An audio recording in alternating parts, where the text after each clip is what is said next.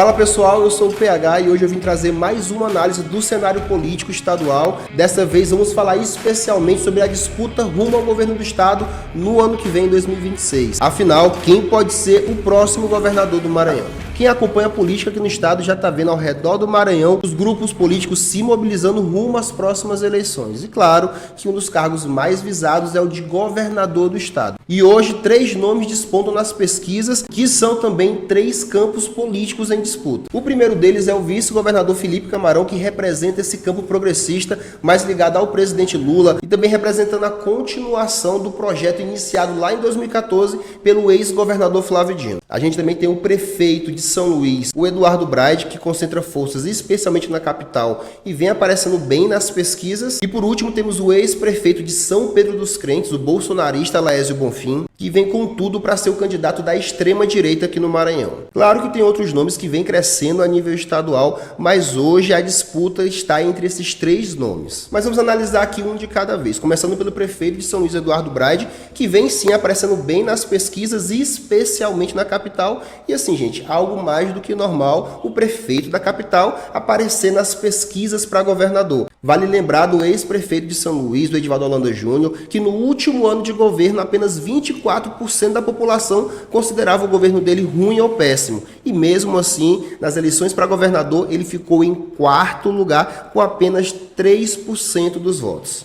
O outro exemplo é o próprio senador Everton Rocha, que liderava todas as pesquisas rumo ao governo do estado até o governador Flávio Dino indicar o Carlos Brandão. Após a indicação do governador Flávio Dino e depois do Carlos Brandão assumir o governo, ele não só se reelegeu em primeiro turno, como o Everton ficou em 3º lugar. E aí um paralelo com o Felipe Camarão, que tende a ser o candidato do governo, ele já disputa o primeiro lugar, mesmo sem o apoio do governador Brandão. E um fator importante em todas as pesquisas é que a maioria da população ainda não decidiu em quem vai votar. Nessa pesquisa aqui, que foi feita em São Luís, onde o Eduardo Braide tem mais força, mais de 60% da população ainda não decidiu em quem vai votar. E o prefeito de São Luís ainda tem vários escândalos e tem muita coisa a responder. É carro abandonado com R$1 milhão no porta-mala, é contrato com o ex-assessor de R$18 milhões, CPI na Câmara. E o mais recente foi no Carnaval de São Luís, onde os apontamentos de superfaturamento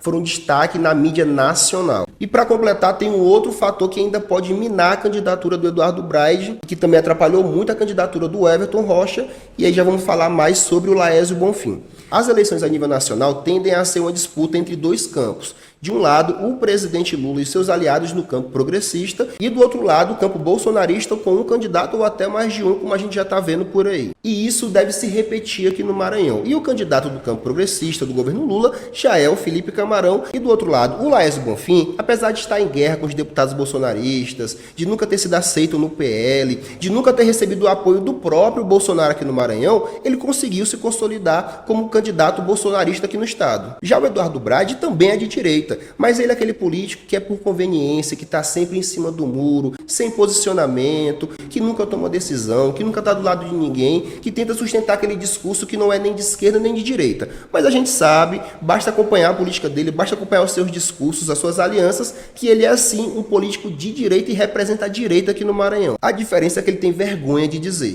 Mas como é que está a situação do Felipe Camarão? Bom, hoje o vice-governador Felipe Camarão é o candidato que mais cresce nas pesquisas, já ultrapassou o Laésio Bonfim, que estava em 2º lugar, e já está disputando o 1º lugar com o Eduardo Braide, o prefeito de São Luís. Ele também já se consolidou como candidato do Lula aqui no Maranhão e deve receber o apoio de todo esse campo progressista aliado do presidente. E de longe é o candidato dentro do governo com as melhores condições de suceder o Brandão. Se o governador decidisse indicar qualquer outro nome dentro do governo, o risco era muito alto de devolver o Maranhão para a direita. Inclusive hoje o principal problema do Felipe Camarão é o governador Brandão ainda não ter indicado o nome dele como seu sucessor.